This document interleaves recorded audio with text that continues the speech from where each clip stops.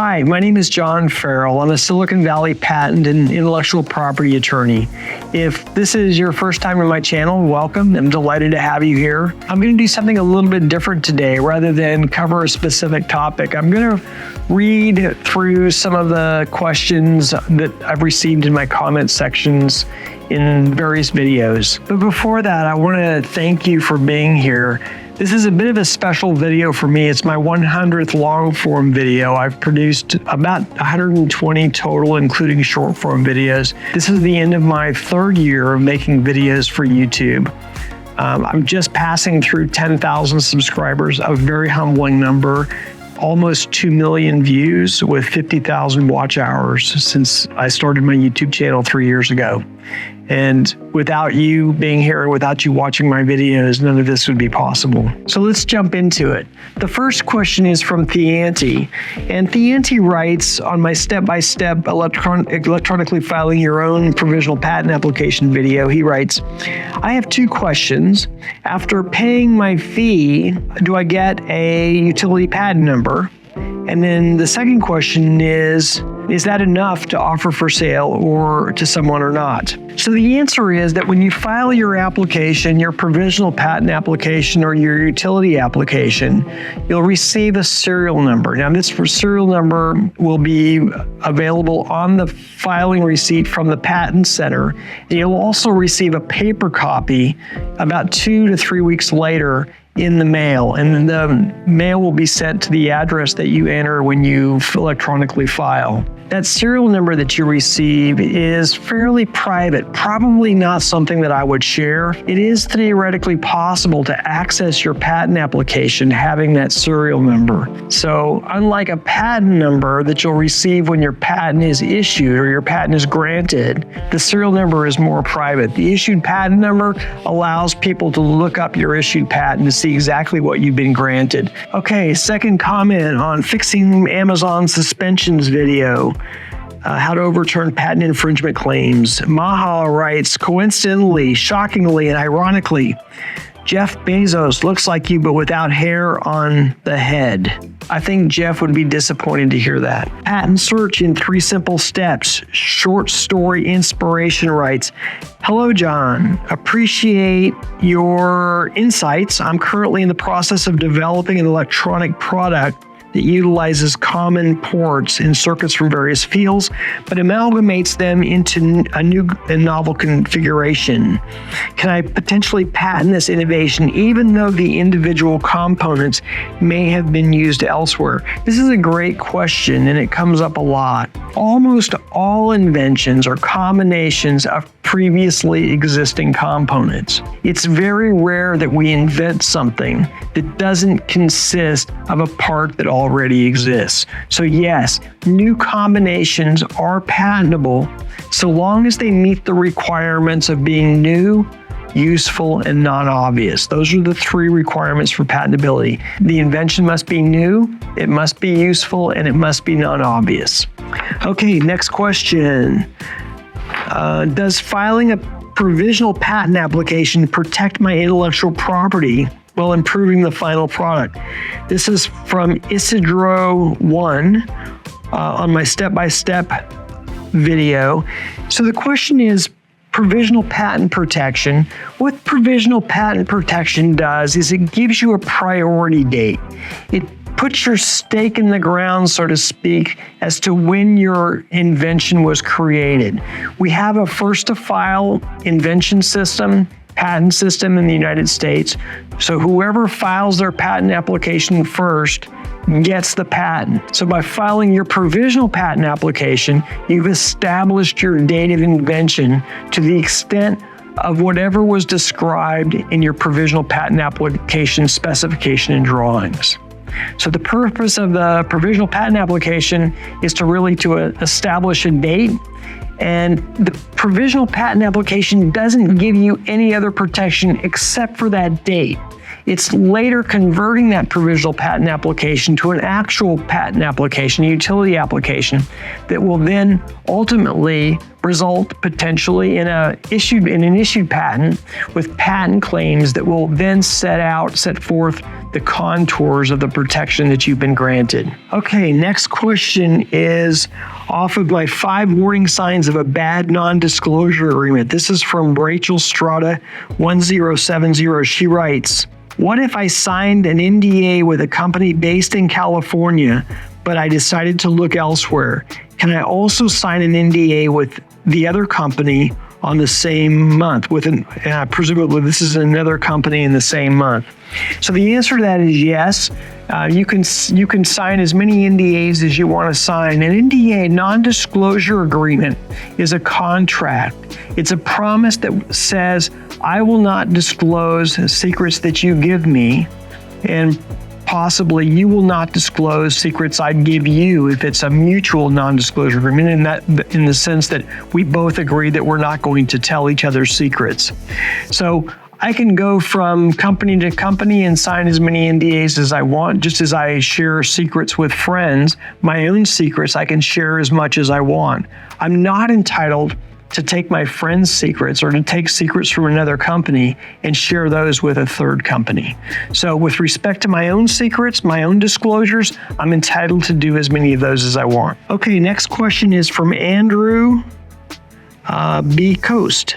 And this is on my step-by-step video. Andrew writes, "Hey John, great video, thanks. If you're filing a trademark for the name of the process, should that be done before or after you file for a provisional patent application?" Okay, so there's no exact time frame requiring you to file a trademark registration. A trademark protects the name or symbol that designates the source of goods. So if you have a product, you may want to protect that product with a trademark. There's no statutory requirement to immediately register that mark, especially if you haven't started selling the product yet. And this might be one area where I would say, if you're just getting started as an inventor, you have a new product, you file your provisional patent application, you may want to push out the filing of a trademark until you get a chance to get some revenue and actually start selling the product and getting some revenue from the product. We want to avoid spending money to the extent that we can, and I think that trademark registration, although very nice to have, a trademark is usually not so essential for a brand new product. That is, naming a product and giving a product a specific name is usually not that critical. It's certainly not that critical for a product whose future is a bit unknown. So I would suggest giving the product some time in the marketplace before spending money with an attorney filing for a registration on the mark. If you can file the registration yourself, if you can go to the trademark office and do your own registration, fine. It's not so expensive. But on the other hand, having a trademark for a relatively unknown product is not so critical as having that patent protection, getting that patent application on file. Okay, the next question. Hello, what is the difference between sound recording and work of the performing arts? Both are suitable for music track? If the track is written in a DAW without recording, for example, on stage, should I select the work of the performing art or sound recording? Okay, a musical work has 2 different types of protection that are available. There's the musical work itself, which contains the notes, the sheet music, the lyrics. And there's also a sound recording registration that's available, which protects the actual playing or the musical performance of this music itself. So if you write a song, for instance, you're entitled to a registration, a copyright registration in the musical work. If you perform that musical work by singing it or playing it on an instrument, then that work, that performance, is protectable by a different registration in copyright that we call a sound recording. So it's possible for a song that you write and you perform to have 2 separate copyright registrations. Next question from Bilby295. Hi, John. I just filed my first provisional patent application. I had a heck of a time with the formatting of my Word document to comply with the proper formatting for numbering, and kept getting a yellow message saying that one or more of my claims contained more than one sentence. Is this formatting critical for the filing? Okay, first of all, no claims are required for provisional patent application. So yeah, I think it's great to include a claim in a provisional patent application filing. Claims are not required. So if you had multiple sentences in your claim, that's not a problem. Also, formatting is not an issue with respect to provisional patent applications. Provisional patent applications are informal. They are never examined by the patent office, and therefore the formatting is not an issue. They can be very informally prepared. So in this case, not a problem with the formatting, not a problem with multiple sentences in a claim, so long as you had the description of your invention in the application sufficient so that it would enable someone else to build and use your invention. The requirements for the provisional patent application have been met. Okay, the next question from Dumbcat. The InventRight TV channel has been telling people that they can file a provisional patent application and then immediately run out and try to secure a licensing deal. They even say in some cases, the company you license to will give you the money to pay for your non-provisional patent. Do you agree? I really like the guys over at InventRight TV, Stephen Key and Andrew Krause.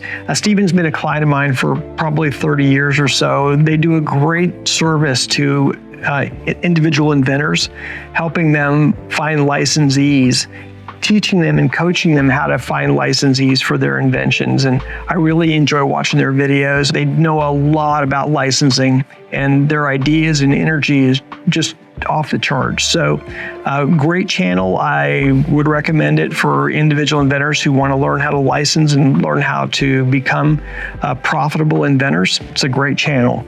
Now, in terms of the question, is it possible to go out and license your invention after filing the provisional application? The answer to that's yes. Once you file your provisional patent application, your invention date is protected. And I think that's a great time. It's really a good use of the year to go out and try and find a licensee. Find someone who's willing to manufacture and sell your invention.